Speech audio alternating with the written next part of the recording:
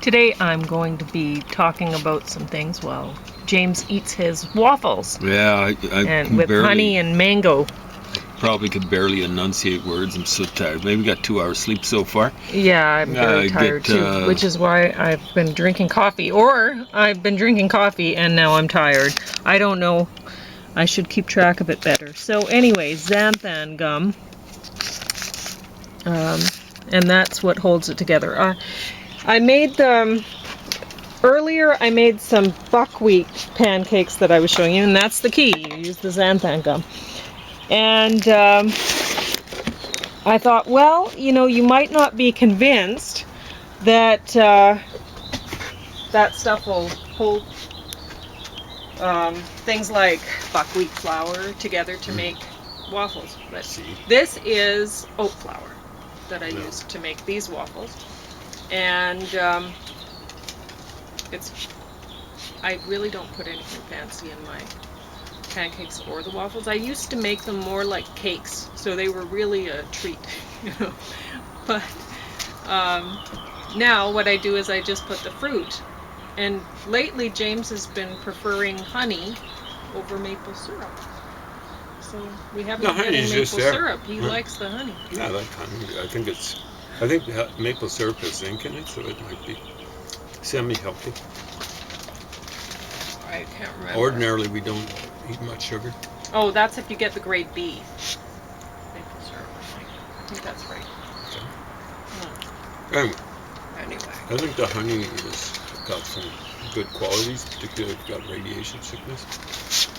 Yeah. All right, let's see. Not that I do. Fall out. I'm going to be talking about the Redwall series, which I honestly don't care for. It's for little kids to listen to, but it's really violent. I mean, when you have, just because you have little mice and stuff doing all the fighting, it doesn't make it. Anyway, whatever. There are things that I do like about it, like the fact that the author will write little songs in. They're not very good. But there's some poetry there, right? Yeah. Someone's trying. So. Yeah, exactly. So, and honestly, there's probably a lot of, maybe it's just that I'm female, and if others, you know, or maybe a passive female type, that I don't like all the fighting. But there probably are little kids that they're like, oh, I want to hear about. Is there killing? I've forgotten. I can't remember. Anyway. Oh, I ended up grabbing book 1 first. That's interesting. When I was 5 years old, killing on TV bothered me. I was asking my parents, they don't really die, do they? I think things have changed. There's so much violence. There's so much, yeah. Anyway, and I'm wrapping up. You're thinking, oh, why she brought up animals make us human again? Well, I'm wrapping it up today because I didn't finish talking it. I talked about the beginning. And I'm not going to read my notes from it. I'm just going to conclude with her conclusion sort of thing, which is not mine. Anyway, this book is less annoying than the last 2 Redwall books I listened to. The repetition of Aspoteos in a snaky voice is annoying, but less annoying than an awful laugh or some stupid battle cheer. There's not enough story in these books and too much war. I don't care if it's a bunch of mice, there we go, and other critters, someone talking about skinning someone alive, or threatening to behead someone if they don't submit to them in some way is perverted when aimed at a juvenile audience. An elder encouraging youth to fight, as Methusius did in a Redwall book, is wrong. No one under age should be encouraged to fight for someone else or their country, since their prefrontal cortex isn't mature until between the age of 25 and 28. It is wrong. Passive people are exploited in this way before they have matured. Plucking the fruit before it's ripe is a shameful waste. War isn't cute, even if the soldiers are mice. I'll spike him like a lollipop is a quote from this one. So what age is this intended for? Juvenile, I don't know. Kid. Yeah. Okay. So, anyway. Now this is a different one. No, they're all Redwall. I didn't put a note in this one. Intended for. Well, they are. Very, They're very intended young for very young kids. Okay, I didn't put a note in this one. I'm looking for notes because I might have written more in them. I can remember Sometimes I hearing do. this, but I can't I didn't remember. write in that one either. Maybe I only wrote in the one. Yeah. Okay. So that's good. That's done because I didn't care for them. Anyway, so I'll stick that back up so you know what I'm talking about here, or what I was. All right. I'm going to read my notes from Animal Farm by Mark Purdy. He had a herd of 80 jerseys. This is from page 19. And used an organic pesticide called Darris powder to control warble fly. It was approved by MAFF until 1982. In 1982, measures were passed that enforced a twice annual application of 20 milligrams per kilogram body weight of a systemic organophosphate insecticide called Phosmet to control wobbles on cattle in the UK. It was to be administered even on cows in the early stages of pregnancy when the embryo is most vulnerable. Cows as a species are especially vulnerable to OPs because they have a low level of the nerve-protecting enzyme cholinesterase, which OPs specifically target. Page 20. The Ministry of Agriculture was intending to treat his cattle and then recover their expenses from him when he refused to treat with OPs. So he had to take legal action to challenge the 1982 order. He got permission to treat with ivermectin instead, but it makes the cow's milk unfit for human consumption for 28 days. So, anyway. Oh, wow. Page 21. In 1991, a cow that he'd bought from a chemically run farm developed BSE. In 1992, he published his first peer-reviewed article in Ecologist magazine that drew links between BSE and Phosmet usage. Page 22. Bone meal was being blamed for BSE. He talked to many of the farmers who'd got BSE in their herds, and many of them said they'd never used the stuff on their herds. 1992, another of his cows who'd been treated with OP before he bought her got BSE. He decided to use an OP antidote on her, and the DVO agreed to let him carry out his treatment. His vet treated the cow with oxime and atropine sulfate, Pharms carried by troops in the Gulf War as an antidote to OP gas poisoning.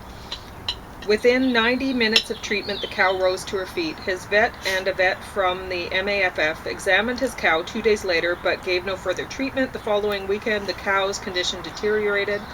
The normal protocol for treating OP poisoning required continued injections, but the ministry told him that the cow should be put down. So that was that. Page 25. Ishikawa's correlation between specific neurons which are vacuolated in OP chronic poisoning and the same neurons Dr. Wells cited as vacuolated in the first paper on BSE pathology. 31. OP exposure will transform by oxidation. CNS accumulations of manganese 2+ into the pro-oxidant manganese 3+ form, which triggers the free radical mediated chain reaction of neurodegeneration. This oxidative conversion is accelerated in animals deficient in selenium, zinc, and copper. Page 34. Prion protein needs some copper to be made in mammal cells. Oh yeah, I wanted to talk about that. It's a lucky thing I'm drinking coffee. When I have a friend who was raised Mormon, and if you didn't know, well, I have more than one friend, but anyway, this one that I'm talking about, she was raised Mormon. Mormons often really care about nutrition and stuff like that. It's a common thing for them to have really well-stocked pantries, really well-stocked root cellars, and they care about food. You can get good books on nutrition from Mormon bookstores. Yeah. I don't normally recommend that people go to Mormon bookstores. I used to be semi-regular customer, actually, mainly because it was near your house. That was partly it, but I had a fair amount of money, and I buy this stuff not new use, but on markdown. Oh yes. So I got a series on, most of the series on the, don't get your honey on your ears, buddy. They're sweet enough. Do you want to sit yeah? with me, Elvis? He probably does. Oh, handsome boy. He Honey wants on your to ears, eat waffles. Might be a sticky experience for you. But they had a series on the first prophets or the presidents of the church or the choice seers. They call them a variety of different things. And, like I'm serious. Like when people say sometimes to me, what do you know about You can religion? lay down. I kind of am interested in religions a lot more than I was when I was a kid because I realize how important it is for people. I don't find them that thrilling, but I've read a fair amount of them about the Mormon Church, but Okay, wow. Yeah, you got to stop, honey. Yeah, thank you. Very there are nice. things Lay that down. I don't like about it. I know, it's so exciting. It's a dictatorship basically, but Yeah, see, you got too excited. yeah. So I get hold of Mennonite books, especially in German. No, you got to calm down. Get too excited and then you start grunting. Anyway, I do recommend that people read about religions, especially if they're going to get on their high horse about any sort of religion. It's hard to talk about any religion without having a sort of a comparative approach to it. So, like people going and saying, such and such a religion is so grand. For a lot of folk, OSHA's Presbyterianism is an awful religion. Puritanism is an awful religion. Well, the Puritans were doing witch hunting, and it really wasn't that much, like 300 years ago. So, come on. Like the place where the Puritans were doing this sort of stuff is possibly the most enlightened area, New England, Massachusetts, in all of the United States. Maybe that's not saying that much, but actually it is. The United States has well, it is. some When quite you enlightened a lot areas. of the time people say, "Oh well, one group did this." Oh, but it was back 1,000 years ago or whatever, and it's like, okay, well, you can't compare that to group then really to somebody who was doing it 20 years ago or whatever, right? So yeah, you got to keep that in perspective anyway. So the ancient Assyrians, had their empire go down about 600 BC.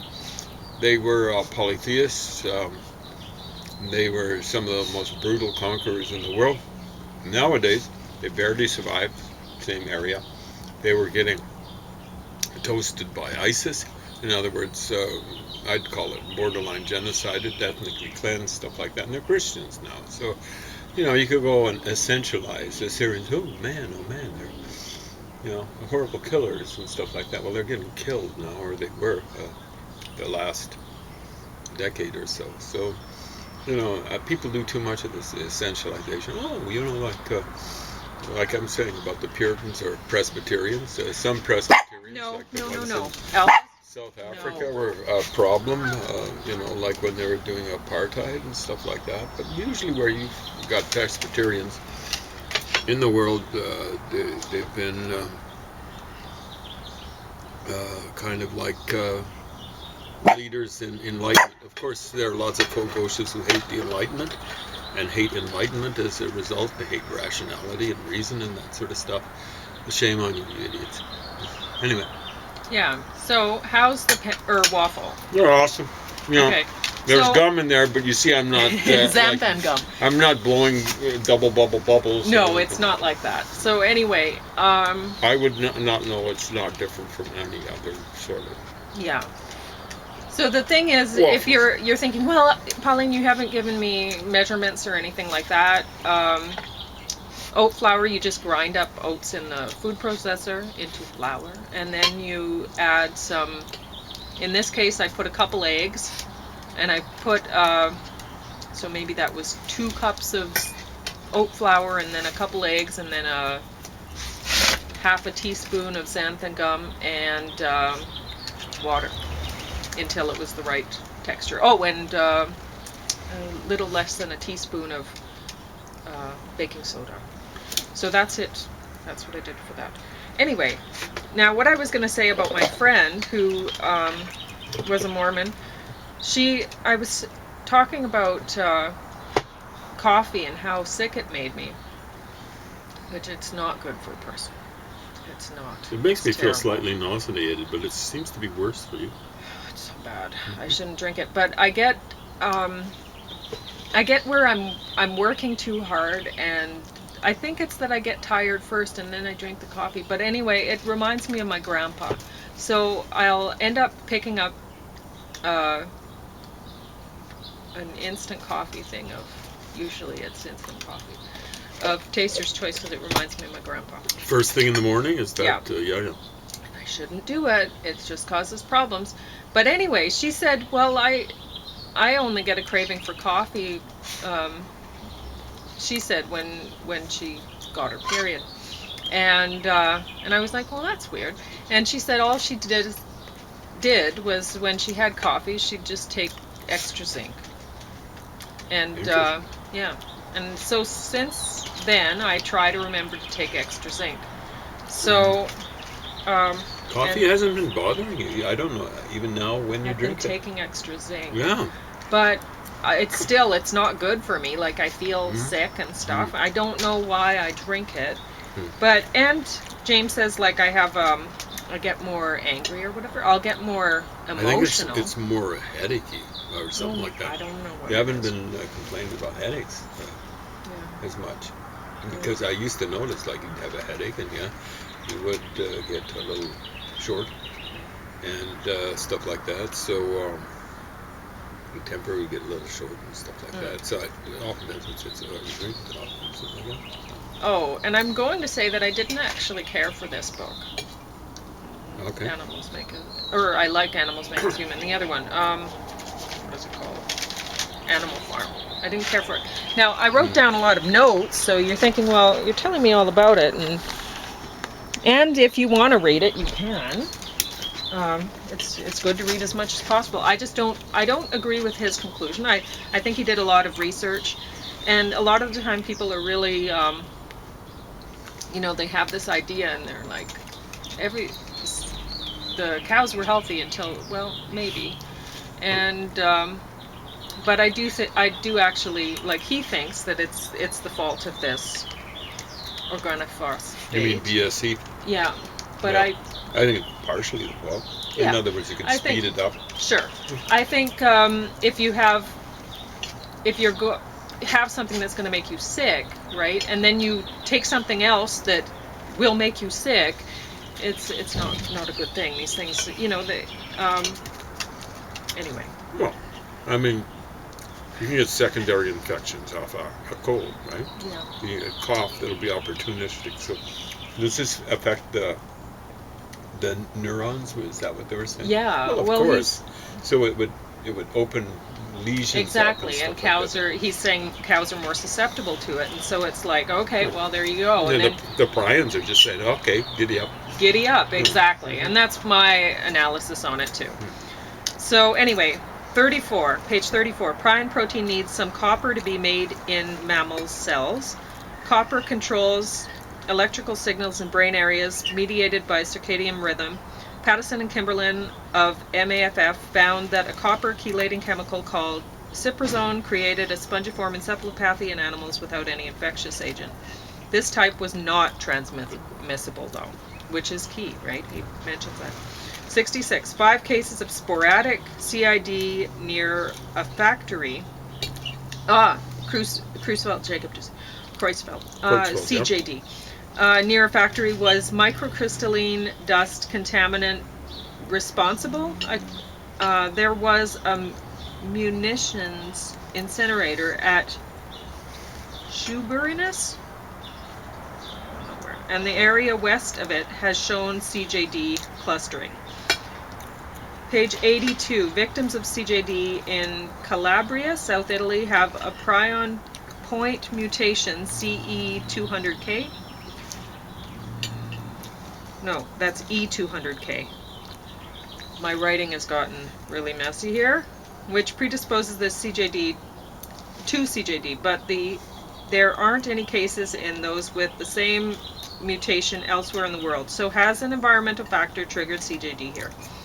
The majority of the cases involve part-time farmers who worked at a nearby train and carriage repair factory where arc welding of manganese-enriched steel occurs, and they were subjected to substantial doses of airborne manganese. Other CJD victims worked at a clothing factory exposed to dyes containing metals. The soils from the victims' gardens were high in manganese and low in copper. 83. The bergamot orange, which contains a potent photosensitizer, furocoumarin, is grown in this region. It is used to kill cancer cells in photodynamic therapy. He seems to think this is a problem. Systemic photosensitizing molecules bond to chromophores such as melanin, forming stable complexes that impair the photoabsorption process, which exacerbates the pro-oxidant effects of UV by making single oxygen or superoxide radical. 89. Iceland has only had 2 cases of CJD in a scrappy-free district, but sheep brain eating is popular in Iceland. Jeez. Guys. Or scrapey. Scrapey material has been included in cattle feed since the 19th century. Why not TSE in cows before 1984? When scrapey susceptible sheep are produced in Australia, they don't develop outward scrapey symptoms. When these sheep are exposed to countries with endemic scrapey, they develop symptoms of scrapey. Page 100.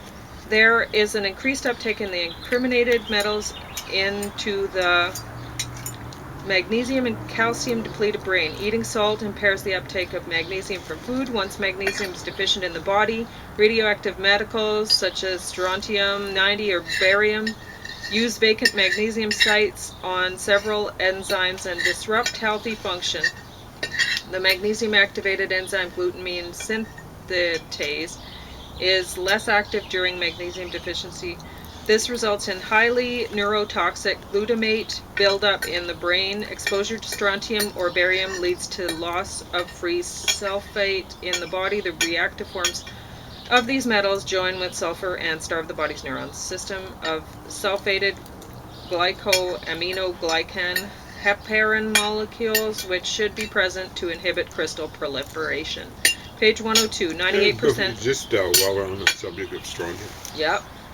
I'm wondering what the relationship of, what was it, Kuru or something like that they discovered in people were eating, this was in I think Indonesia. he talks about that a little later. You see, how would the strontium Well, he talks about it a little later. be radioactive fallout from atomic bombs? They were finding it in that's what muggles he's now. talking about. He's talking about the... Anyway, it's right here. Actually, page 102, right? He was getting to that. So 98% of Papua New Guinea's cannibals were Kuru-free, but an area where the 4A tribe lived had WW2 USAF bombers crash down near them and bombs exploded there. The 4A who were exposed to this got Kuru. Radioactive leaks at the Fort Collins Wildlife Facility in Colorado led to CWD, chronic wasting disease, in deer there. Radiation experiments occurred there in the 1960s, 70s. Deer were directly injected with strontium-90 and caesium-134 to monitor the biological effects of these compounds. Page 103, he found that areas with clusters of MS cases have high barium in the soil, which deprives people of sulfated proteoglycan and disrupts the synthesis of proteoglycan, which has a role in the signaling of pathways that maintain the growth and structural integrity of the part of the nerve that becomes destroyed in MS, myelin sheath. SK and Saskatchewan and Nova Scotia, we have to look into that. Page 129, the Angurugu of Australia are extremely aggressive. Their village may have the highest manganese levels in the world, 150,000 parts per million. The brains of miners who die of chronic manganese-induced neurodegenerative disorders have fewer neurotransmitters, serotonin receptors. Lack of serotonin causes impulsive, criminally insane, aggressive behavior, a symptom of manganese madness syndrome seen in miners all around the world. Nighttime violence, common, serotonin regulates in day. Page 143, 4 and 44. the dysfunction of the prion protein in BSE, the dysfunction of the beta amyloid and tau proteins in Alzheimer's, the dysfunction of ataxin 3, a protein in Grote syndrome. 147, yam dug from the Grote syndrome area at Angurugu had excessive manganese levels, and the people were chronically exposed to airborne manganese from the nearby mine. Aluminum and iron are also high in the soil there. Page 163. Case Western University Studies. Cleveland, yeah. 10 times higher manganese level and 50% lower copper in CJD brains. Dr. David Brown at Cambridge University made a TSE-like malformed prion protein by adding manganese to copper low cells. 164. Copper supplementation of deer in CWD areas may prevent manganese, silver, or barium from replacing depleted copper at critical prion protein bonding sites in the deer's brain. Page 189. Great Britain has had 250,000 plus cases of BSE. Canada's only had a few. Page 194. The multinational policy for global takeover of the protein supply is being exercised by a handful of key individuals from the corporate world who have installed themselves into prime positions of power in virtually, I hate virtually, every country. In Canada, the Deer and Cattle Association, the corporations have installed their own representatives into the UK government they operate on the principle that if you place your people on both sides of the chessboard, then you will be sure to win the game. Pathogens like TB, Clostridium, Tulinium, leprosy, HIV, Candida, Listeria, Salmonella, malaria use the host's iron. 203. TB mice were treated with iron chelating lactoferrin proteins, an ingredient of colostrum milk. There was a 100-fold reduction in the number of pathogens present in the milk. Any food with phytic acids such as clover, alfalfa, and grains will produce anti-iron effects. Phosphorus competes for iron binding site on transport protein. Leading experimental treatment for glioblastoma involves injecting a genetically modified herpes virus beside the tumor. The virus is engineered to feed solely on the tumor cells and dies when it runs out of tumor.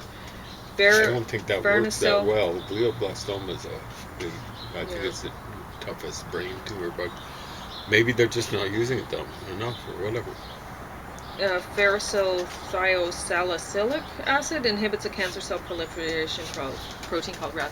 And he was talking about the brain cancer stuff at the end because he ended up dying from brain cancer. So, anyway, I mean, he was exposing himself to a lot of things, talking to all sorts of people. I suppose so. I'm interested in reading this book now. Well, there you go. Maybe you are too. Something. I'm not. I'm not saying it's. I put a bookmark in there so that I could talk about that. He has, what I found most interesting is the table at the back, table 1. Yeah, there's a lot of stuff. Yeah, a lot of information. So that's what I found interesting. So this is actually worth getting just to check out table 1. It's in the appendix. Yeah. So, now I'll see if I still have time for Animals Make Us Human. I was going to wrap that up. I might. So, at the end, she's talking about how it made her feel so bad. Like, she works, the author for that, she works inspecting farms and stuff, making sure that the animals are treated humanely, stuff like that. And the whole thing, it made her feel so bad, right? That the animals were treated so badly. And